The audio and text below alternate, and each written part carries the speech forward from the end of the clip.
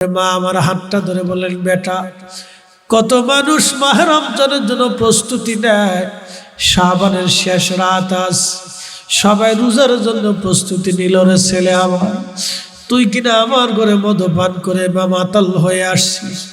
কত ছেলে মারা যায়, তুই কি মরতে পারিস না? মা যখন এই কথা বলছে, হুজুর প্রচন্ড রাগ আমার উঠে গেল। আমি মায়ের মুখের মধ্যে ঘুষি মারলাম, মায়ের আঘাত করতে লাগলাম। হুজুর মাকে যখন মারতেছিলাম, মা আরো রাগ করলো, আমাকে মা আরো বকাঝকা করলো। হুজুর শয়তান আমার এমন ভাবে পাইল, প্রচন্ড রাগের মাথায় মাকে জাপটে ধরে নিয়ে, আল্লাহর ওলি গো, আমি আমার মার আগুনের মধ্যে, চুলার ভিতরে উনুনে আগুনের মধ্যে মারে ফেলে দিলাম।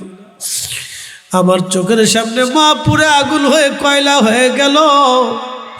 হুজুর আমার স্ত্রী আমার ধাক্কায় টেনে নিয়ে আমার ঘরের মধ্যে নিয়ে ঘরের দরজাগুলি বন্ধ করে দিল।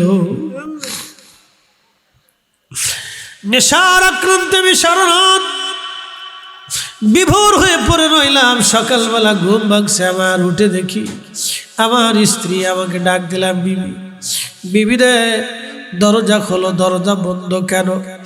আমার স্ত্রী ডাক দে বলো, স্বামী রে, তোমার মতো নাফরমানের সাথে আমি আর সংসার করব না, আমি চলে যাব, তালাক দিয়ে দাও, তোমার সাথে থাকা যাবে না। বলে কারণ কি বিবি, বলবি কি কারণে তুমি আমার উপর বেজার হইছ? ডাক দেখো, স্বামী গত রাত্রিবেলা তুমি তোমার মারে নেশাগ্রস্ত অবস্থায় আগুনের ভিতরে পুড়ে মারছ, তোমার মতো নাফরমানের সাথে সংসার করা যাবে না। যে তার নিজের মায়ের কলিজার টুকরা মাকে হত্যা করে, তার মতো নাফরমানের সাথে সংসার করা যায় না। আমি ডাকতে করলাম, বিবিরা কি বললি? দৌড়ায় যে আমি উনুনের পাশে যায় দেখলাম মা আগুনে পুড়ে একবারে কালো কয়লার মতো হয়ে গেছে। আমি পাগল পারা হয়েছি,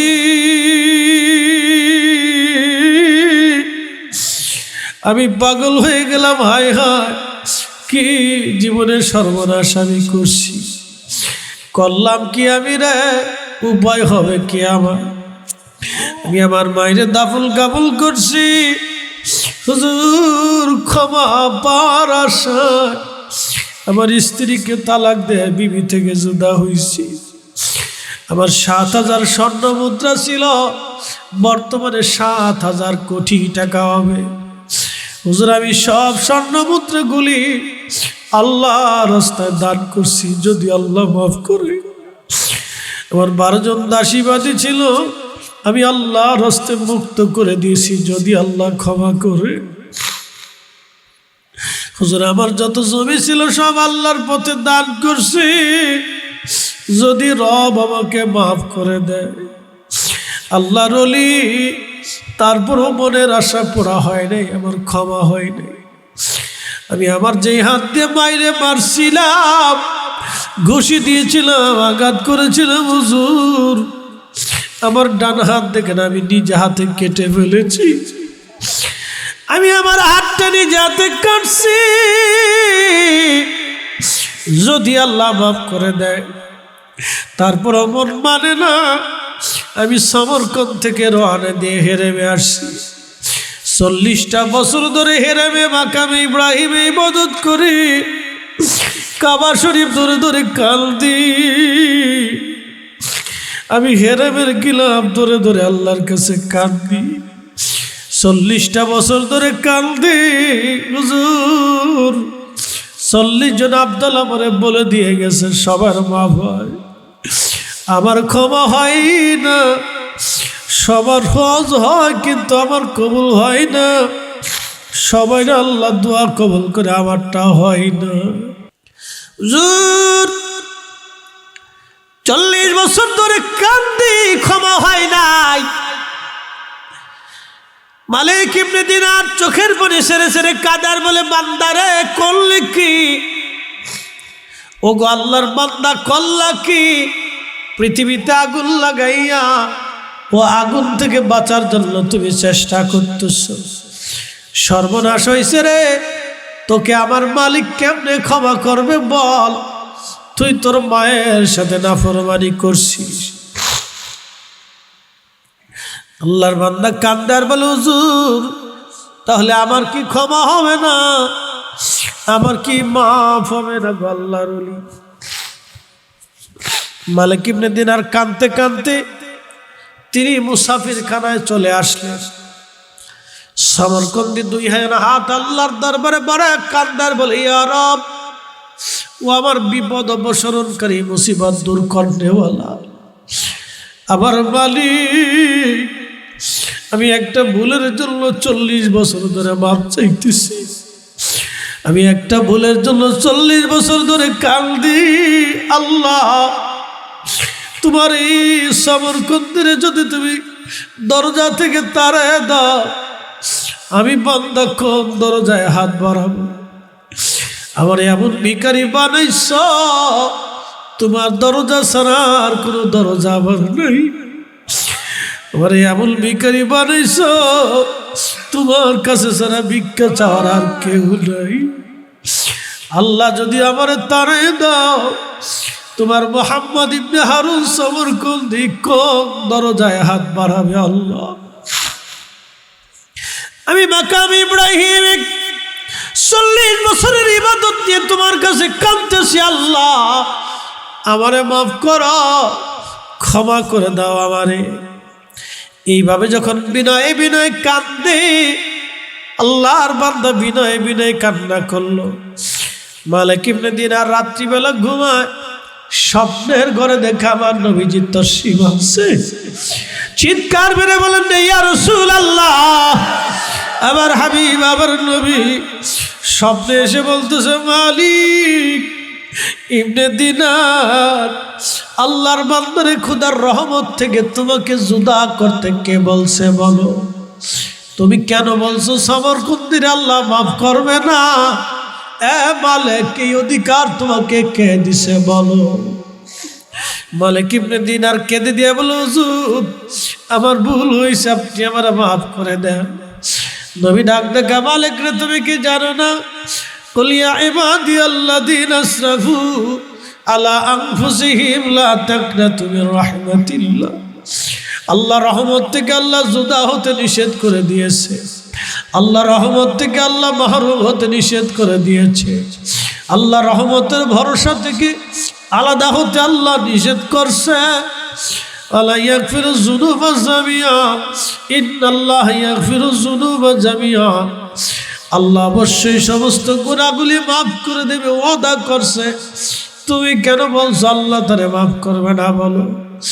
মালিক ইবনে দিনার, তাড়াতাড়ি যাও, আমার সমরকন্দিরে যা সুসংবাদ দাও, আমার আল্লাহ আমার সমরকন্দির অপরাধ মাফ করে দিছে।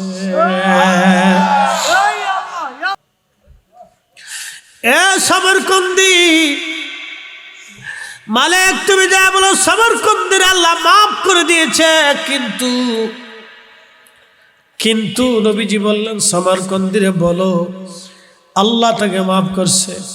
কিয়ামতের ময়দান কায়েম হবে, মালিক ইয়াউমিদ্দিন, বিচার দিনের মালিক হবে আমার আল্লাহ।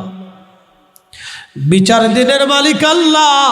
সমরকন্দির মা আল্লাহর আদালতে কিয়ামতের ময়দানে মামলা দায়ের করবে। আল্লাহ মামলা যখন দায়ের হবে, মা সন্তানের বিরুদ্ধে মামলা করছে, কঠিন হাসরে আল্লাহর আদালত বসবে। এরে মালিক, সেই দিন গরু ছাগলেরও বিচার হবে, প্রাণীকুলের বিচার হবে, মাখলুকের বিচার হবে, ফেরেশতা জিন ইনসানের বিচার আল্লাহ টান দিবে।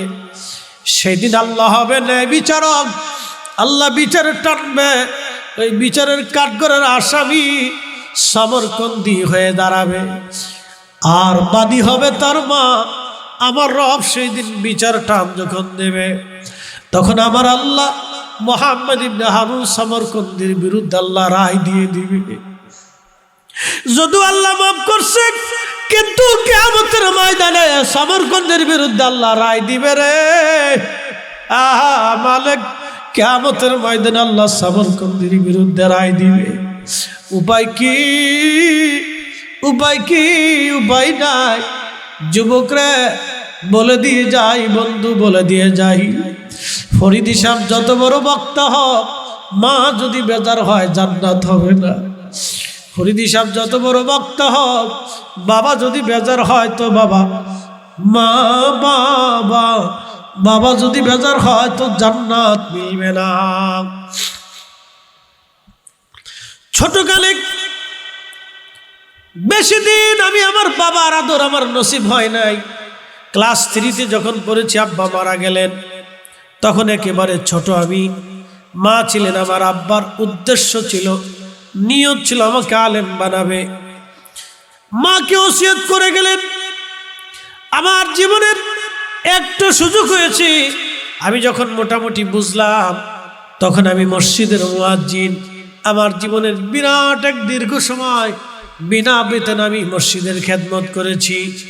জীবনের বিরাট একটা অংশ আমি মসজিদ আজান দিয়েছি, মসজিদের খেদমত করেছি।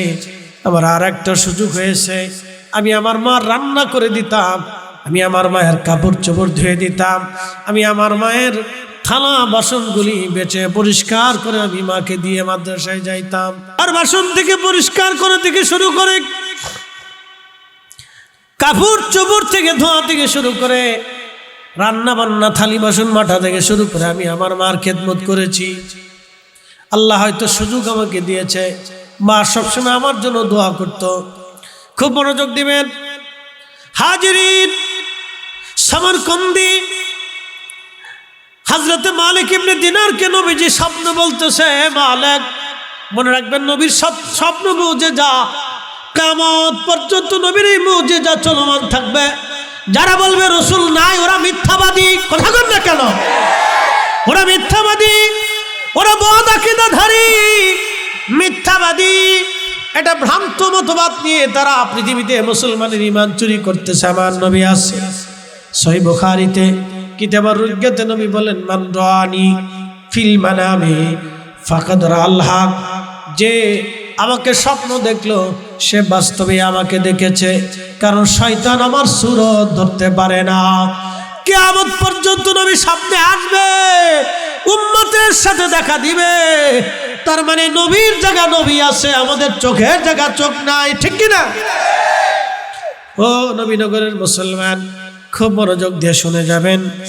মালিক ইবনে দিনার কাঁদতেছি, ইয়া রাসূলুল্লাহ হাজে বলো, সেই দিন তার বিরুদ্ধে রায় হয়ে যাবে, আমার রব তার বিরুদ্ধে রায় দিবে জাহান্নাম। কিন্তু আল্লাহর বড় দয়া হবে, দয়া হওয়ার কারণে আমার রব আমার আল্লাহ তার মায়ের কলিজার ভিতরে মহব্বত ঢুকাই দিবে, ভালোবাসা ঢেলে দিবে। ভালোবাসা ঢেলে দেওয়ার পরে দুনিয়ার 3 দিন সমান 72 ঘন্টা। কত ঘন্টা? 72 ঘন্টা সমরকন্দিরা আমার আল্লাহ জাহান্নামের আগুনে পোড়াবে। মহাপ্রলয়, মহাপ্রলয় কি আপনি জানেন? ইয়াউমা ইয়াকুনুন নাসু কাল ফারাশিল মাবসুস। মহাপ্রলয় হলো সেই কিয়ামতের ময়দানে মানুষ বিক্ষিপ্ত পতঙ্গের মতো দৌড়াবে, বিক্ষিপ্ত পতঙ্গের মতো মানুষ দৌড়াবে, বিক্ষিপ্ত পতঙ্গের মতো মানুষ দৌড়াবে, বিক্ষিপ্ত পতঙ্গের মতো মানুষ দৌড়াবে। কেউ কারো দিকে তাকাবে না, স্বামী স্ত্রীর দিকে তাকাবে না, স্ত্রী স্বামীর দিকে তাকাবে না, বন্ধু বন্ধুর দিকে তাকাবে না, আত্মীয় আত্মীয়র দিকে তাকাবে না, কেউ কারো দিকে তাকাবে না, কেউ কারো দিকে তাকাবে না, কেউ কারো দিকে তাকাবে না, কেউ কারো দিকে তাকাবে না। আহা, সেই দিন 3 জায়গা নবী বললেন, 3টা জায়গা আমার উম্মত কেউ কারো কথা মনে রাখবে না। 1 নম্বরে মিজানের পাল্লা যখন শুরু হবে, কার গুনার পাল্লা ভারী হবে, নেকের পাল্লা ভারী হবে। কিয়ামতের ময়দানে কেউ কাউকে জিজ্ঞাসা করবে না। কঠিন অবস্থায়, ওই কঠিন সময়ে মানুষ পাগল পারা হয়ে যাবে। কঠিন পরিস্থিতি, মানুষ পাগল পারা। হায় হায় হায়, কি উপায় হবে সেই দিন? আল্লাহর নবী ডাক দিলেন, উম্মত তোমরা শুনে রাখো, ওই কঠিন সময়ে আমি নবীজি মিজানের পাল্লার পাশে দাঁড়ায় থাকবো, আমার উম্মতের গুনার পাল্লা যাতে ভারী না হয়ে যায়। না না না, জোরে জোরে জোরে জোরে জোরে চিৎকার মেরে বলেন ইয়া রাসূলুল্লাহ। ওই মেহেশ্বরের মাঠে আমার নবীজি সামনে দাঁড়ানো। আল্লাহু আকবার। পৃথিবী বিখ্যাত একজন সাহাবী, সাহাবীর নাম হযরত সালমান ফারসি রাদিয়াল্লাহু আনহু। তিনি সালমান ফারসি, ইরান দেশে তার বাড়ি ছিল, ফার্সি ভাষার মানুষ ছিল, এই জন্য তাকে ফারসি বলা হয়। খুব মনোযোগ দিয়েন, সালমান ফারসি 250 বছর দুনিয়াতে বেঁচে ছিলেন। 250 বছর দুনিয়াতে বেঁচে ছিলেন তিনি। 250 বছর বেঁচে থাকার পরে যখন তেনার ইন্তেকালের সময় ঘনিয়ে গেল, যখন তিনি মারা যাবেন, ঠিক ওই সময় তিনি অঝোর দ্বারায় কাঁদতেছিলেন। সাহাবীরা বললেন, হুজুর আপনি কাঁদেন কেন? আল্লাহর নবীর পছন্দের সাহাবী আপনি, 250 বছর পর্যন্ত আপনি হায়াত পেয়েছেন, কি জন্য আপনি কাঁদেন? তখন সালমান ফারসি কেঁদে বললেন, দেখো আমার রাসূল দুনিয়ার থেকে বিদায় হওয়ার আগে দুনিয়ার সমস্ত সম্পদগুলি আল্লাহর জন্য দান করে দিয়ে গেলেন। না হুসাইনের জন্য কিছু রাখলেন, না হাসানের জন্য রাখলেন, না কলিজার টুকরাদের জন্য কোনো সম্পদ রেখে গেলেন, না এক টুকরা জমি পর্যন্ত রেখে গেলেন, না একটা দিনার দিরহাম পর্যন্ত নবী রেখে গেলেন। আল্লাহর নবী সব দান করে দিয়ে গেলেন। কিয়ামতের ময়দানে আমি সালমান ফারসি আমার নবীর সামনে কোন চেহারা নিয়ে দাঁড়াবো? বলে, হুজুর কি হয়েছে আপনার? বলে, দেখো আমার কত সম্পদ জমা হলো। বলে, কি সম্পদ জমা হলো? 1 নম্বর পাগড়িখানা জমা হয়ে গেল, 2 নম্বর আমার আবাটা জমা হয়ে গেল, 3 নম্বর আমার জুব্বা জমা হলো, 4 নম্বর আমার পানির পেয়ালাটা জমা হয়ে গেল, 6 নম্বর আমার, 5 নম্বর আমার কাঠের পেয়ালাটা জমা হয়ে গেল, 6 নম্বর আমার হাতের লাঠি কানা জমা হয়ে গেল। বলো এত সম্পদ নিয়ে কিয়ামতের ময়দানে আমি আমার নবীর সামনে কোন চেহারা নিয়ে দাঁড়াবো? হাসান সালমান ফারসি বললেন, আল্লাহর বান্দারা, আমার ইন্তেকালের পরে তোমরা এই চাদরখানা আল্লাহর নামে দান করবা, জুব্বাখানা দান করে দেবা, পাগড়ি দান করে দেবা, আমার লাঠি দিয়ে দিবা, পানির পেয়ালা দিয়ে দেবা, একটা কাঠের বাসন আল্লাহর রাস্তায় দান করবা। আমি আল্লাহর কাছে চলে যাব কোনো সম্পদ নিয়ে, আল্লাহর দরবারে দাঁড়াই আমি জবাবদিহিতা করব না। এদেরকে বলা হয় জাহিদ, জাহিদ, জাহিদ। আরবিতে বলা হয় জাহিদ। এরা এমন এক শ্রেণীর আল্লাহর ওলি যারা দুনিয়া বিরাগী হয়ে যায়, দুনিয়ার সম্পদ তাদের কাছে তুচ্ছ হয়। জমি জমা বাড়ি গাড়ি বিল্ডিং রাজনীতি ফাজনীতি তারা করে না, শুধু আল্লাহ আল্লাহ আল্লাহ আল্লাহ আল্লাহ আল্লাহ। তারা আল্লাহর জন্য হয়, আল্লাহ তাদের জন্য হয়ে যায়। এমন একজন জাহিদের নাম হযরতে মালিক ইবনে দিনার আল ইরাকি, যিনি মুজাহাদা করতেন। অনেক বড় জাহিদ ছিলেন। মুজাহাদা, যারা মুজাহাদা করে তাদেরকে জাহিদ বলা হয়। দুনিয়াতে তাদের কোনো সম্পদ থাকে না, তাদের সম্পদ লাগে না, তারা দুনিয়ার রাজত্ব চায় না। তারা কোনো রকম খায়, থাকলে খায়, না থাকলে না খেয়ে থাকে। পোশাক হলে গায়ে দেয়, না দিলে ওই পুরান পোশাক গায়ে দিয়ে থাকে। তারা হারাম খায় না, দুনিয়ার কোনো সম্পদ অবৈধ নেয় না, কাউকে হিংসা করে না, কাউকে গালি দেয় না, কাউকে কষ্ট দেয় না, কারো সম্পদ কেড়ে নেয় না, কারো ইজ্জত নষ্ট করে না, কারো সম্পদের দিকে তাকায় না, তারা আল্লাহর দিকে তাকায় থাকে। এমন একজন ছিলেন মালিক ইবনে দিনার। হযরত মালিক দিনার নদী পার হবেন। নদী পার হওয়ার সময় মাঝি নদীর মাঝখানে চলে গেল। মাঝি ডাক দেখায়, ও প্যাসেঞ্জার যারা আছেন, যাত্রী যারা আছেন, তারা আমার নৌকার ভাড়া দিয়ে দেন। সবাই ভাড়া দিয়ে দিল, কিন্তু মালিক ইবনে দিনার বসে আছে। বলে, আল্লাহর বান্দা ভাড়া দেন। মালিক ইবনে দিনার বললেন, দেখো আমি যে ভাড়া দেব আমার কাছে কোনো পয়সা করি নাই, আমি দিনহীন মুসাফির, আল্লাহর পথের ভিখারি, আমার কাছে কোনো পয়সা নাই। মাঝি বলতেছে, না রে বেটা, ভাড়া যদি না দিতে পারিস ঘাড় ধাক্কা দিয়ে নদীর মধ্যে ফেলে দেব, বকলামি করার জায়গা পাও না, আগে ভাড়া দাও তারপরে কথা বলবা। এই সমস্ত আজারে বাজারে কথা চলবে না, তাড়াতাড়ি দে বেটা, ভাড়া দে। আল্লাহ ডাক দিছে, ফেরেশতারা স্বর্ণের দিনারগুলি নিয়ে যাও, প্রত্যেকটা মাছের মুখের মধ্যে স্বর্ণের দিনার দিয়ে দাও। মাছরে বলল, মাছ আমার মালিকের লজ্জা করে, মাঝি তাকে কষ্ট দেয়, আমি ওয়াদা করছি তাদের কোনো ভয় নাই, চিন্তা নাই, জিম্মাদার আমি আল্লাহ। প্রত্যেকটা মাছের মুখে করে আল্লাহ একটা করে স্বর্ণ মুদ্রা পাঠাইলেন। হাজার হাজার মাছ নৌকার চারপাশ দিয়ে ঘুরে স্বর্ণের মুদ্রা নিয়ে মালিক ইবনে দিনার ডাক দেখা, মাঝিরে যতগুলি দিনার তোমার প্রয়োজন সব দিনার তুমি নিয়ে যাও, তুমি নৌকার ভাড়া নাও। মাঝি কদমে পড়ে যায়, বলল, হুজুর ভুল হয়ে গেছে, মাফ করে দেন, আমার পয়সা লাগবে না, বিনা পয়সায় নদী পার করে দেব। এই ওলি আল্লাহর বাংলাদেশ, শহীদ গাজীর বাংলাদেশ, রহম করো আল্লাহ, রহম করো আল্লাহ।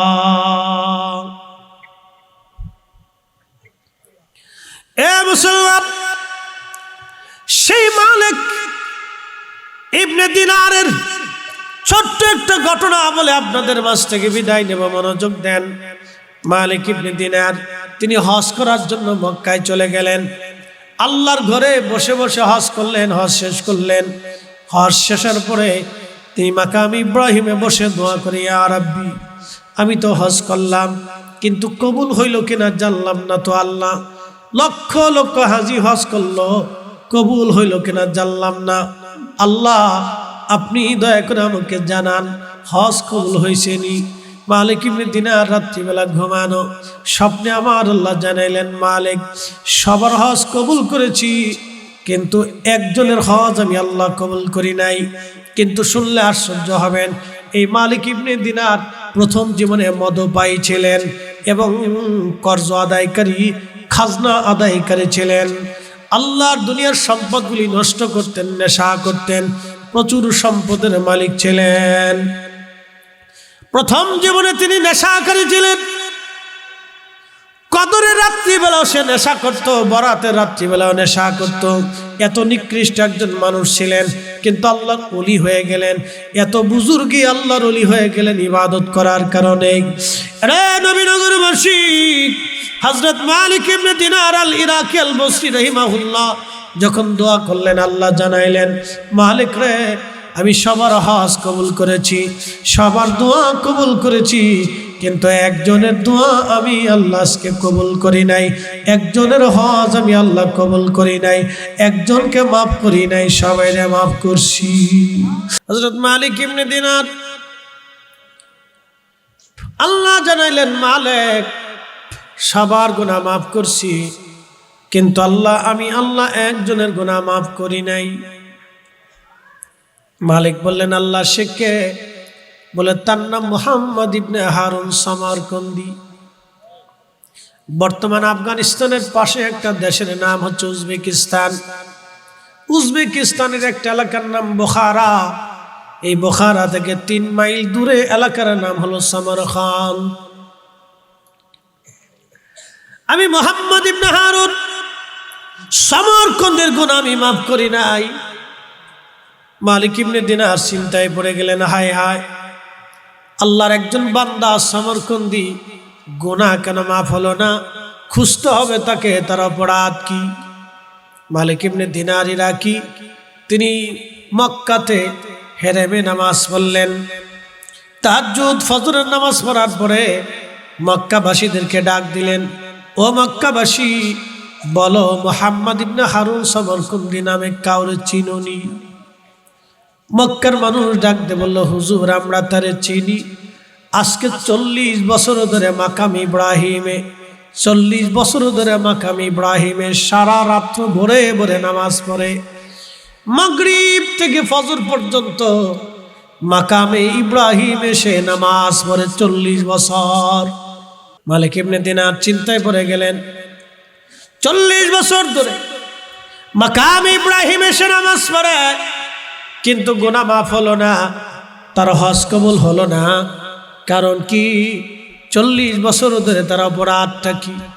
লোকেরা বলল, হুজুর এইখানে শেষ না, মক্কার একটা বিরান ভূমি আছে, ওখানে কোনো মানুষ বসবাস করে না, ওইখানে একটা গাছ আছে, ওই গাছের নিচে দাঁড়ায় দাঁড়ায় সে সারাদিন ইবাদত করে, নামাজ পড়ে। 40 বছর ধরে সে রোজা রাখে। মালিক ইবনে দিনার বললেন, হায় হায়, এই লোকটাকে তো দেখার দরকার। বলে আছে কোথায়? বলে হুজুর, এই লোকটা মক্কার বিরান ভূমি গাছের নিচে ইবাদত করতেছে। মালিক ইবনে দিনার চলে গেলেন, ওই লোকের কাছে যা দেখলেন তার ডান হাতটা কাটা, একটা হাত নাই। হযরত মালিক ইবনে দিনার ইরাকি যা দেখলেন গাছের নিচে একজন আল্লাহর বান্দা নামাজ পড়ে। নামাজ পড়ার সময় মালিক সালাম দিয়ে বসে বললেন, নামাজ পড়া শেষ, উত্তর দিয়ে বলেন, আল্লাহর বান্দা আপনার পরিচয় কি? বলে আমার নাম হচ্ছে মালিক ইবনে দিনার ইরাকি। বলে হুজুর, আমি আপনার পরিচয় শুনেছি, আপনি মস্ত বড় একজন আল্লাহর ওলি, জাহিদ, দুনিয়া বিরাগী, আপনি আল্লাহর ওলি। মালিক ইবনে দিনার বললেন, দেখো, আমি তো জাহিদ হতে পারি নাই। পৃথিবীর শ্রেষ্ঠ জাহিদ ছিলেন হযরত ওমর ইবনে আব্দুল আজিজ, ইসলামের প্রথম মুজাদ্দিদ, দ্বিতীয় ওমর যাকে বলা হয়।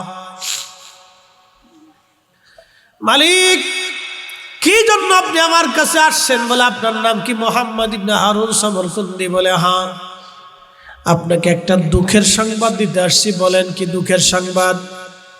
বলে সমরকন্দি রে, সবার হজ এই বছর কবুল হয়েছে, কিন্তু তোমার হজ কবুল হয় নাই।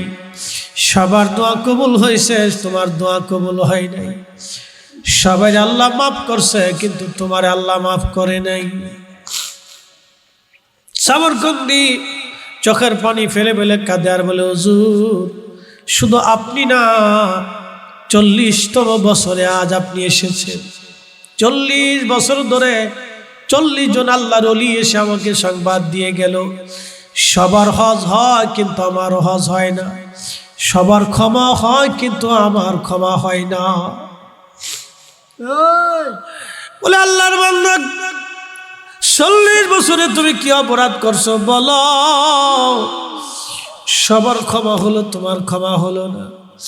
সবার মাফ হলো, তোমার মাফ হলো না। সবার হজ কবুল হলো, কিন্তু তোমার হজ কবুল হলো না। 40 বছরের অপরাধ কি বলো? সমরকন্দি চোখের পানি ছেড়ে দিয়ে বলে, আমার জীবনের একটা বড় অপরাধ আমাকে এই পর্যন্ত আনছে। বলে কি অপরাধ বলো? বলে হুজুর, অপরাধ হলো আমি অনেক বড় ধনী ছিলাম, কোটি কোটি টাকার মালিক ছিলাম আমি। আমার 12 জন দাসীবাদী ছিল। হুজুর, আমি মদপাই ছিলাম, নেশা করতাম, নেশা করে প্রত্যেক দিন বাড়ি আসতাম। শাবান মাস, এই যে বর্তমানে শাবান, এই শাবান মাসের শেষ রজনীতে আমি নেশা করে বাড়ি আসছি। আমার মা উনুনে চুলার পাশে বসে বসে রান্না করতেছিল। মালিক ইবনে দিনারকে সমরকন্দি বলে, হুজুর, ইমাম ইবনে কাসির আল বিদায়া ওয়ান নিহার ভিতরে বিশুদ্ধ হাদিসে আমার নবীজি বলেছেন, আমার উম্মতেরা রে, সুলাইমানকে আমার রব, আমার আল্লাহ তাম পৃথিবীর বাদশাহী আল্লাহ দিয়েছিলেন। বহু বছর ধরে সুলাইমান আলাইহিস সালামের এই রাজ, সারা দেশে কোনো বৃষ্টি নাই। বৃষ্টির অভাবে সুলাইমানের উম্মতের বড় কষ্ট হয়। উম্মতের এসে বলল, নবী, অনেক বড় কষ্ট হচ্ছে, বৃষ্টির বড় দরকার, আপনি দোয়া করে দেন। সুলাইমান নবী বলে, না হলে উম্মতেরা আসো, তোমরা সবাই চলো, আমরা বিরাট বড় মাঠের মধ্যে যাইয়া আমরা সলাতুল ইস্তিসকা পড়ে আল্লাহর দরবারে দোয়া করি, আমার রব যাতে আমাদেরকে বৃষ্টি দিয়ে দেয়। হাজার হাজার উম্মত নিয়ে সুলাইমান আলাইহিস সালাম রওনা করলেন। যাচ্ছেন প্রান্তরে, সুলাইমান আলাইহিস সালাম দেখে একটা ব্যাঙ তার সামনের 2খানা হাত বাড়াইয়া 2 পায়ের উপরে ভর দিয়া ব্যাঙে আল্লাহর দরবারে হাত বাড়ায় কান্দে আর কে, আল্লাহ, মাখলুক বানাইছো, পানি ছাড়া চলতে পারি না, বড় কষ্ট হয়। আল্লাহ, বহুদিন বৃষ্টি দেও না, আমাদের কষ্ট হচ্ছে। আল্লাহ, তুমি আমাদের জন্য বৃষ্টি পাঠাও। আল্লাহ, আমরা তোমার মাখলুক, আমাদের জন্য বৃষ্টি পাঠাও। ব্যাঙ তার সামনের 2খানা হাত বাড়াইয়া আল্লাহর দরবারে দরখাস্ত করে, আল্লাহ, বৃষ্টি দাও, বৃষ্টি দাও, বৃষ্টি দাও, বৃষ্টি দাও। একসাথে বলেন মারহাবা। রব্বুল আলামিন বললেন, আমার কাছে চাও আমি তোমাকে দেব, আমার কাছে চাও আমি তোমাকে দেব, আমার কাছে চাও আমি তোমাকে দেব। যদি না চাও সায়াদখুলুনা জাহান্নামা দাখিরিন।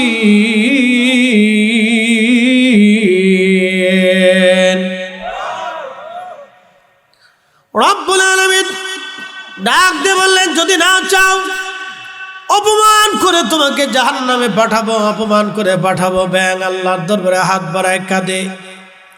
ইমাম ইবনে কাসির আল বাদার মধ্যে লেখেন, আল্লাহর নবী ফরমান, সুলাইমান আলাইহিস সালাম ডাক দিলেন, আমার উম্মতেরা শোনো, ব্যাং দোয়া করতেছে, ফিরে চলো, আর আমাদের সালাতুল ইস্তিসকা পড়া লাগবে না। আজকে ব্যাঙের দোয়ার কারণে আল্লাহ বৃষ্টি দিয়ে দেবে, তোমরা চলো চলো, আমাদের নামাজ পড়া লাগবে না। ব্যাঙে দোয়া করতেছে, ব্যাঙের দোয়া আল্লাহর দরবারে কবুল হয়ে গেছে। জোরে বলা যাবে কি মারহাবা। কিসের দোয়া? কিসের দোয়া? তাহলে শুধু কি আমাদের দোয়ায় বৃষ্টি হয় না মাখলুকদের দোয়ায় বৃষ্টি হয়? মাখলুকের দোয়ায় বৃষ্টি হয়। শুধু আমাদের দোয়ার কারণে বৃষ্টি হয় না, মাখলুকদের দোয়ার কারণে বৃষ্টি হয়। প্রিয় উপস্থিতি, খুব মনোযোগ দিয়ে শুনে কথাগুলি শুনে যাবেন। ব্যাঙে দোয়া করলো, সাপ বিচ্ছুরা দোয়া করে, পোকামাকড় দোয়া করে। শুধু আমাদের দোয়া বৃষ্টি হয় না, আমাদের উপরে আমাদের গুনার কারণে পাথর আসার কথা, আগুন আসার কথা, গরম আসার কথা, বন্যা হওয়ার কথা। বলে হুজুর কি গুনাহ? শুনলে আর সহ্য হবেন। আমি একটা গুনার কথা আজ আপনাদেরকে বলে দিয়ে যাই। এক ভদ্র মহিলা আমাকে কয়েকদিন আগে ফোন দিয়েছে, এক সপ্তাহ হবে। ফোন দেওয়ার পরে বললাম, কি ব্যাপার, কি জন্য ফোন দিয়েছেন? ভদ্র মহিলা বলতেছে, হুজুর ক্ষমা করে দিবেন, আমি একটা বিষয় জানার জন্য আপনাকে ফোন দিয়েছি। আমি বললাম, তাড়াতাড়ি বলেন, সময় কম। বলতেছে, হুজুর আমার স্বামী তার আপন সৎ বোনের মেয়ের সাথে জেনা করে। আল্লাহর কিছু ওলি জমিনের ভিতরে থাকে যাদেরকে আবদাল বলে। আমার দেশের অনেক ভাইরা ওলি মানে না, আপনি মানলেও সাদা কিচ্ছু আসে যায় না। আল্লাহর কোরআনে যা বলছে তাই হবে, আল্লাহর নবী যা বলে গেছে এটাই ঠিক। কথা বলেন ঠিক কিনা? আপনার মানা না মানা দিয়ে ধর্ম পরিবর্তন হবে না, আপনার আমার মানা না মানা দিয়ে আল্লাহর আইন পরিবর্তন হবে না। আল্লাহ বলে দিলেন, আলা ইন্না আউলিয়া আল্লাহি লা খাউফুন আলাইহিম ওয়ালা হুম ইয়াহজানুন। সাবধান আমার ওলি জানা, তাদের কোনো ভয় নাই, চিন্তিত তারা হবে না, কোনো গমগিন হবে না। আহা আল্লাহর ওলিরা রাত জেগে জেগে আল্লাহ আল্লাহ আল্লাহ আল্লাহ আল্লাহ আল্লাহ আল্লাহ জিকিরে ফিকিরে যখন কাটায়, আমার আল্লাহর বড় মায়া হয়। প্রত্যেক অঞ্চলে 40 জন আবদাল থাকে।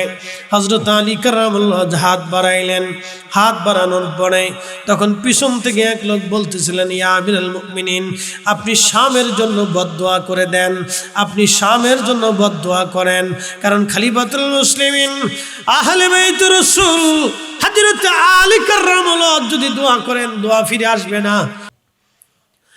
হযরত আলী বদদোয়া করলেন না। দোয়া শেষ হয়ে যাওয়ার পরে ওই মুহিব্বিন ডাকতে বলে, ইয়া আমিরুল মুমিনিন, আপনি শামের বিরুদ্ধে বদদোয়া করলেন না, কারণ কি?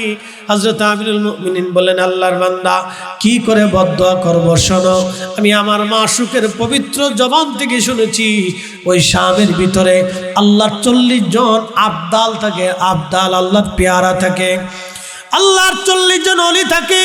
একজন যখন ইন্তেকাল করে, আমার রব আর একজনকে ওইখানে বসাইয়া 40 জন পোড়া করে রাখে। তারা দোয়া করলে আকাশ থেকে বৃষ্টি হয়, তাদের উসিলায় জমিনে শস্য হয়, তাদের উসিলায় আল্লাহর আকাশ থেকে বৃষ্টি হয়, তাদের উসিলায় জমিনে শস্য হয়, তাদের উসিলায় গাছে ফল হয়, নদীতে মাছ হয়, তাদের উসিলায় শামকে আল্লাহ হেফাজত করে। অর্থাৎ পৃথিবীর প্রত্যেক অঞ্চলে আল্লাহর কুতুব থাকবে, ওলি থাকবে।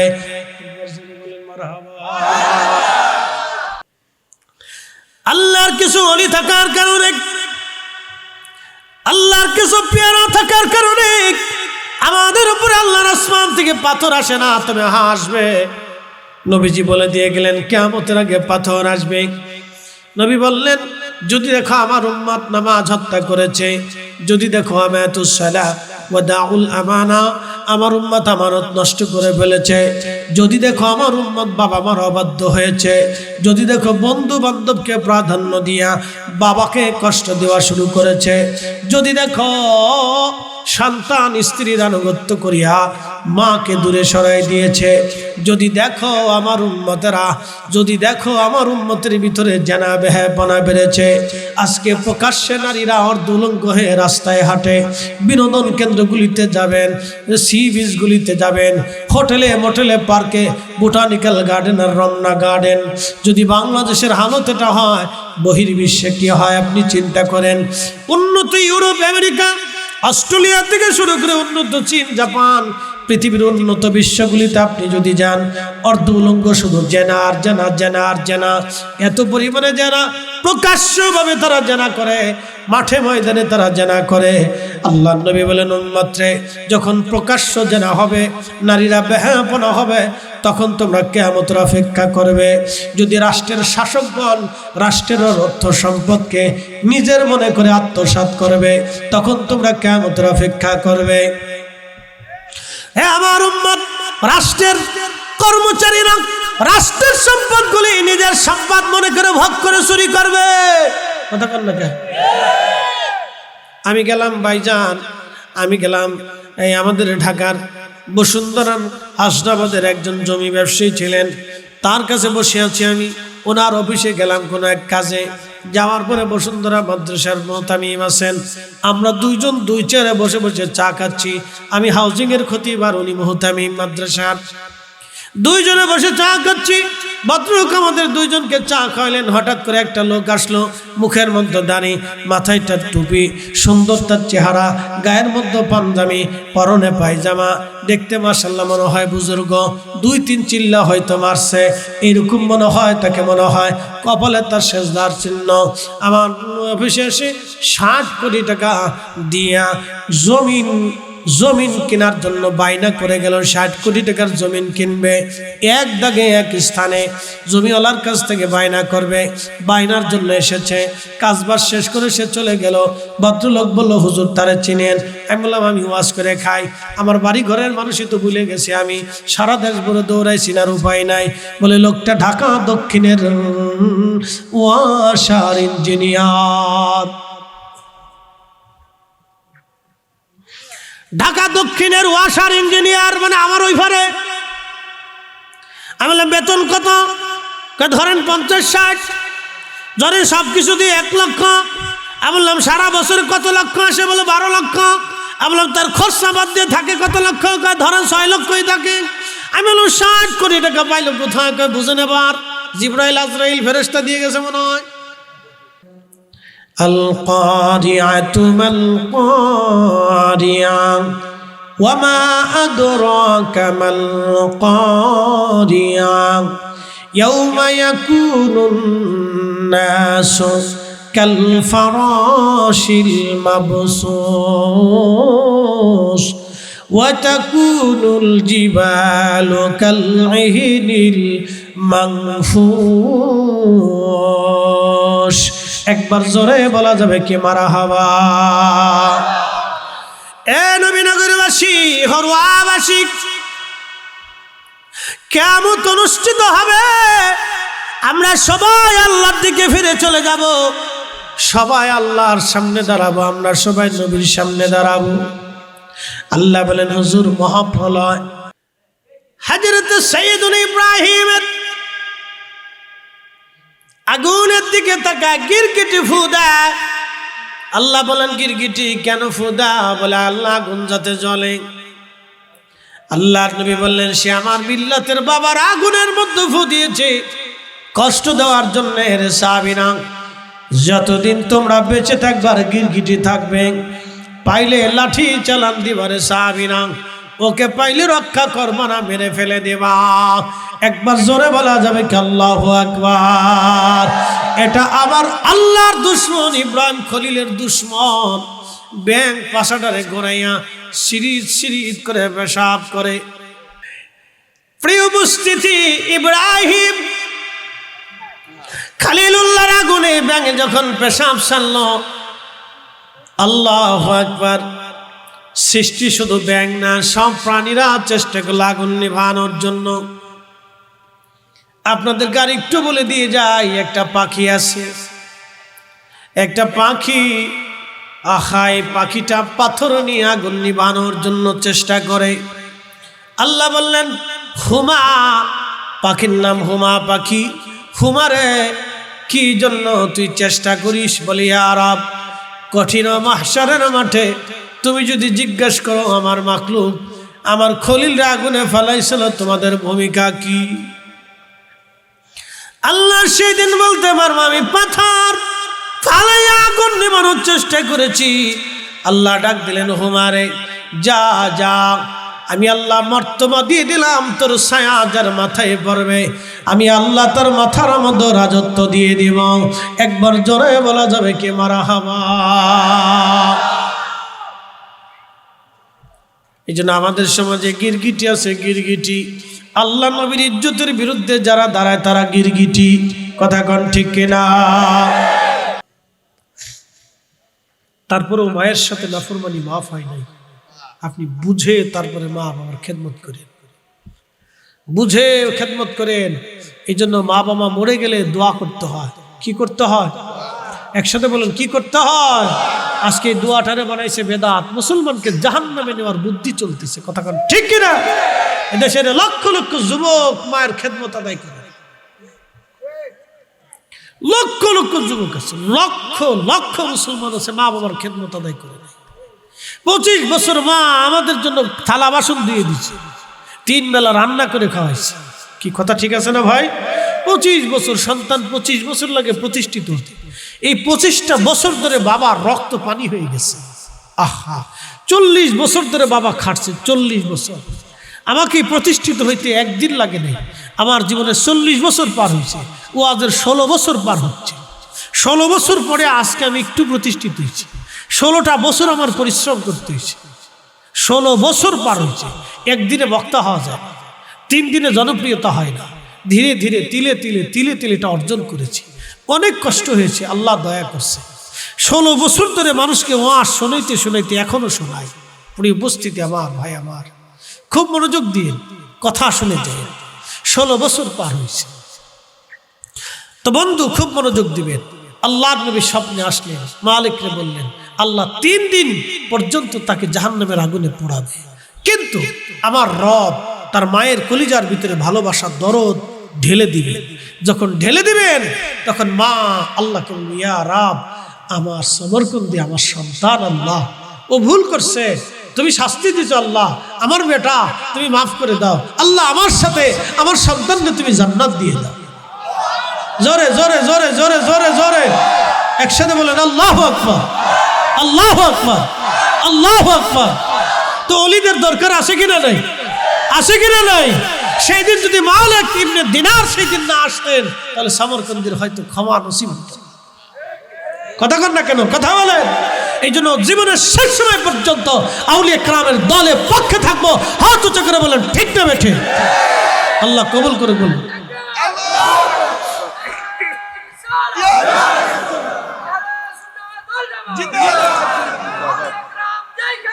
আমরা আছি সেখানে।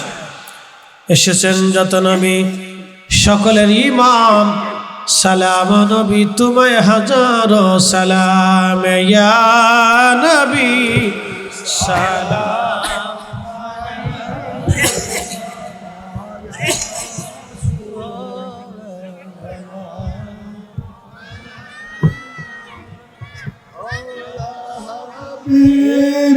সালাম আলাইকা সালাওয়াত।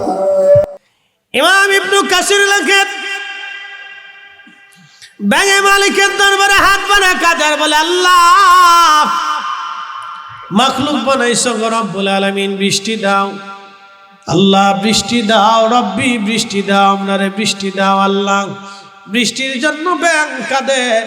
সুলাইমান আলাইহিস সালাম ডাক দেখো আমার উম্মতেরা চলো। আর তোমার কি দি আরে সর্বনাশের লোকেদের টেহাও আছে, বাপরে বাপ, টাকা দিয়ে দিচ্ছে। এই যাইস নে। আচ্ছা টাকা খুলে দেন, পাবলিকে ভিডিওতে দেখলে কিন্তু আরে সর্বনাশ, হুজুরে কত টাকা রে, সে রাস্তায় এসে দায়িত্ব ধরবো আমার।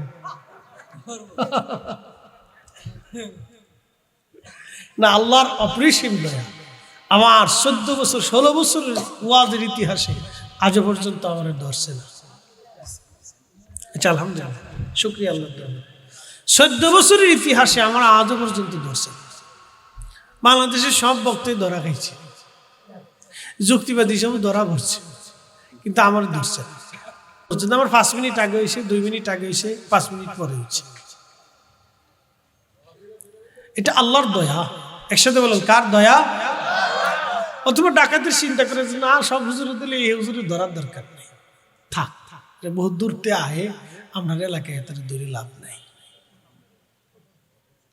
তো যাই হোক, এটা আল্লাহর দয়া। না আমি অ্যাক্সিডেন্টে, শোনেন, আল্লাহ আমার 14-16 বছর ধরে এই যে চলি, আমার শুধু এখানে অ্যাক্সিডেন্টের দাগ ছাড়া আর কোনো দাগ নেই। তো একদিন এই অটোর এই কি কয় বটবটির ভিতরে বয়ে রয়েছিলাম, হাতটা বাইরে ধরে রাখছিলাম, একটা সিএনজি যাওয়ার সময় একটু ঘষা দিয়ে চামড়া উঠে নিয়ে চলে গেছে। এ পর্যন্ত শেষ। আমার এই লাইফে আজও পর্যন্ত আমার অ্যাক্সিডেন্ট হয়নি, আমার শরীরের কোনো আঘাত আসেনি, আমার সাথে যারা থাকছে তাদেরও আঘাত হয়নি। আমি একটু ফইরে যায় ব্যথা হয়েছি, আল্লাহ আমার দয়া। কিন্তু একটা আমল করি, এটা গহ যেত না, গহ না। একসাথে বলি আল্লাহু আকবার। না আরো জোরে জোরে জোরে জোরে জোরে জোরে আল্লাহু আকবার ওয়ালিল্লাহিল হামদু বিসমিল্লাহির রাহমানির রাহিম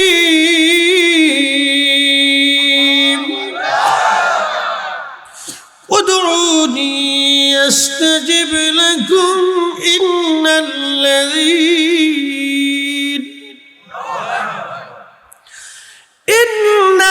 ইন্নাল্লাযীনা ইস্তাকবিরুনা আন ইবাদাতি সায়াদখুলুনা জাহান্নাম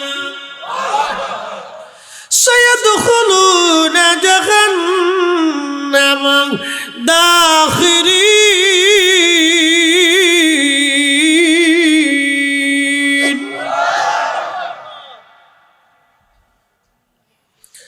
কখনো তোমাকে যদি ভুলি, হেদায়েতের আলো জেলে নিয় কাছে তুলি, ঠাই দিও প্রিয়তম অগমহিয়ান। তুমি রহমান, তুমি মেহেরবান, অন্ধ গাহে না শুধু তোমারি গুণগান, বুঝেও বুঝে না তবু শান। তুমি রহমান, তুমি মেহেরবান। লা ইলাহা জোরে লা ইলাহা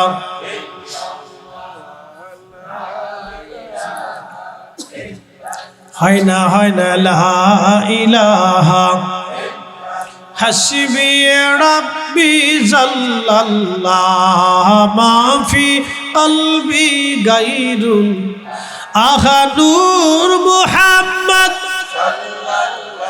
বলি নূর মুহাম্মদ পড়ি লা ইলাহা ইল্লাল্লাহ লা ইলাহা লা ইলাহা।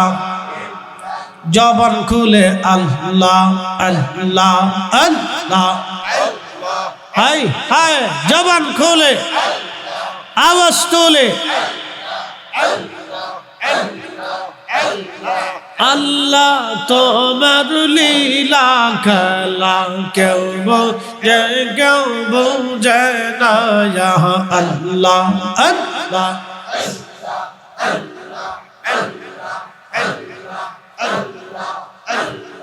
কাউকে রাখো গাছতলাতে কাউকে রাখো বালাখানায় আল্লাহ কাউকে রাখো গাছতলাতে কাউকে রাখো বালাখানায় আল্লাহ তোমার লীলা আরেকটু বলে তো হয় কেউ বোঝে কেউ বোঝে না ইয়া আল্লাহ আল্লাহ বাহিরটা দিলে হবে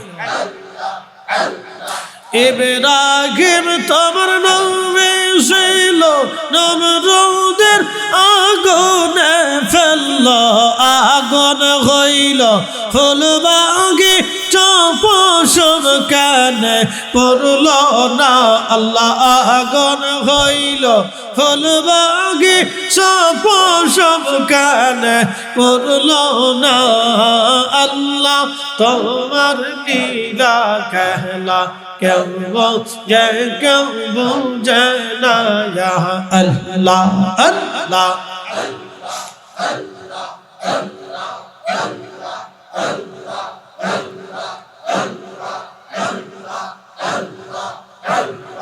ইউনুস তোমার নবী ছিল মাসে তো রেগিলে ফেলল মাসের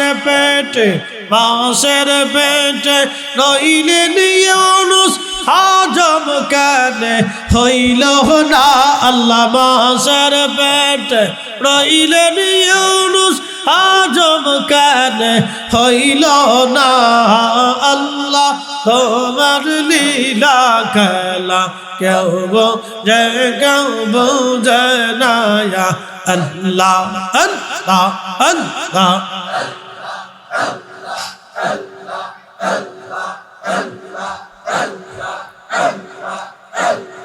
কাউকে রাখো গাছতলাতে কাউকে রাখো বালাখানায় আল্লাহ কাউকে রাখো গাছতলাতে কাউকে রাখো বালাখানায় আল্লাহ তোমার লীলা খেলা কেউ বোঝে কেউ বোঝে না ইয়া আল্লাহ আল্লাহ জবান খুলে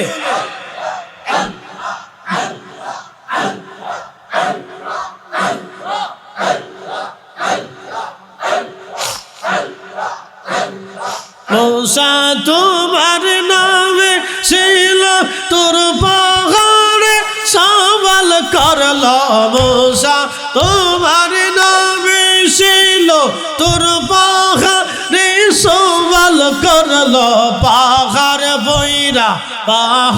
বইরা সুরমা হইল মূসা কানে পড়ল না আল্লাহ পাহাড় বইরা সুরমা হইল মূসা কানে পড়ল না আল্লাহ তোমার লীলা খেলা কেউ বোঝে কেউ বোঝে না ইয়া আল্লাহ আল্লাহ আল্লাহ এই জবান খোলে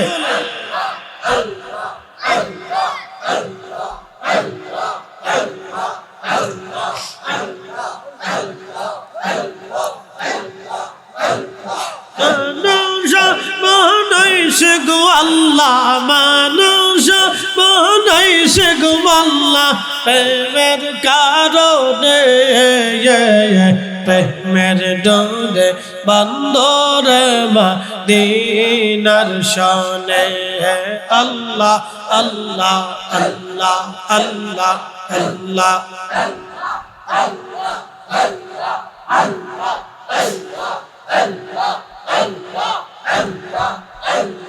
হাবিবকে পাঠাইল গো আল্লাহ হাবিবকে পাঠাইল গো আল্লাহ প্রেমের কারণে প্রেমের ডোরে বন্দরে মদিনার শোনে আল্লাহ আল্লাহ আল্লাহ এই হে জবান খোলে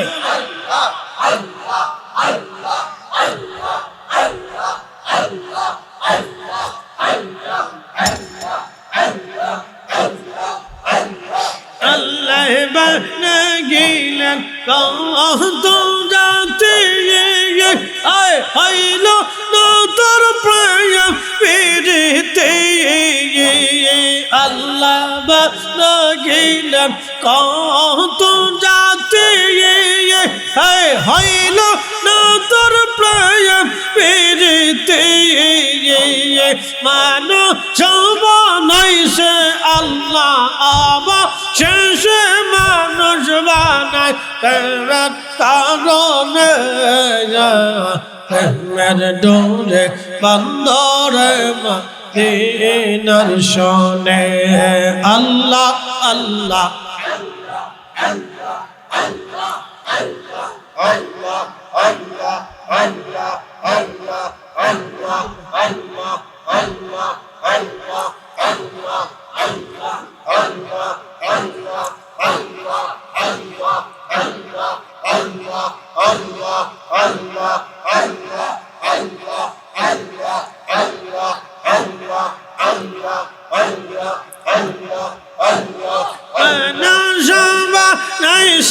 আল্লাহ মানুষ বানাইছে গো আল্লাহ প্রেমের কারণে প্রেমের ডোরে বন্দরে মদিনার শোনে আল্লাহ আল্লাহ আল্লাহ বলে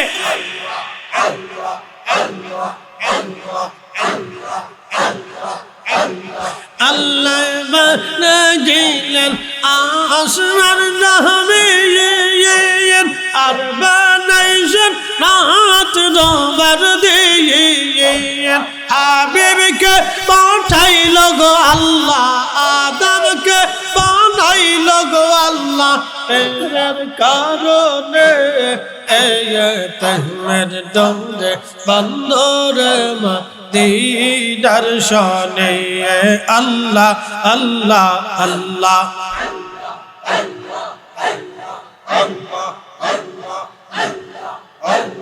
মানুষ বানাইছে গো আল্লাহ মানুষ বানাইছে গো আল্লাহ প্রেমের কারণে প্রেমের ডোরে বন্দরে মদিনার শোনে আল্লাহ আল্লাহ আল্লাহ আল্লাহ আল্লাহ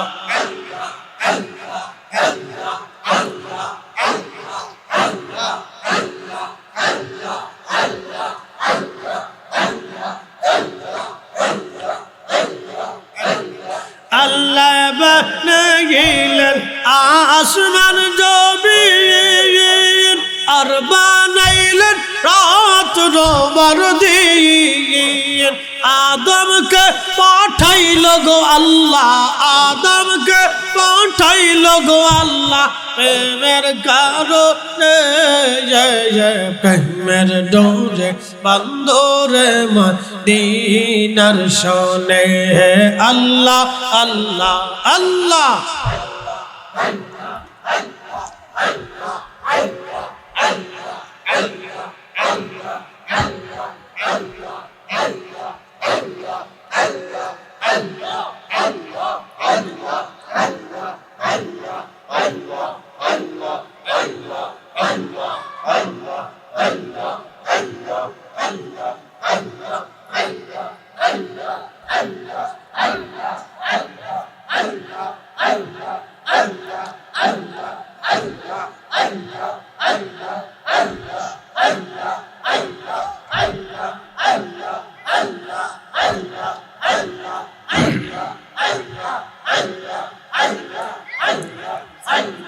لا إله إلا الله محمد رسول الله صلى الله عليه وسلم اللهم صل على سيدنا مولانا محمد وعلى آل سيدنا مولانا محمد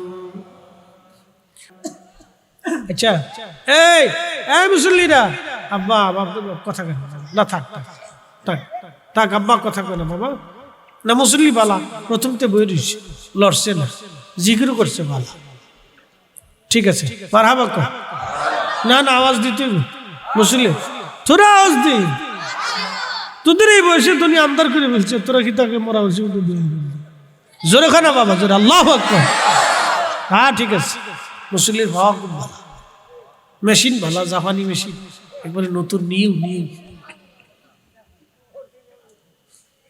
মেশিন ভালো এই বয়সে দেখেন না খালি দৌড়াদৌড়ি ফাড়াফাড়ি গুতাগুতি লাফালাফি হ্যাঁ মেশিন নতুন তো আর এই মেশিন পুরাতন হয়ে গেছে মেড ইন বাংলাদেশ মেশিন পুরাতন হয়ে গেছে দাদার বয়স কত 112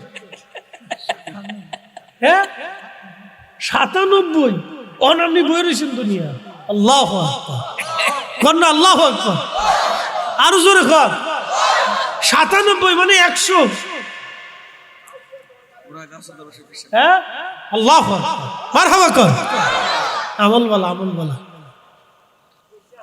হ্যাঁ হুজুরের নেক বলা মাশাআল্লাহ 97 বছর আমাদের আজকের সবার মুরব্বী কথা ঠিক আছে না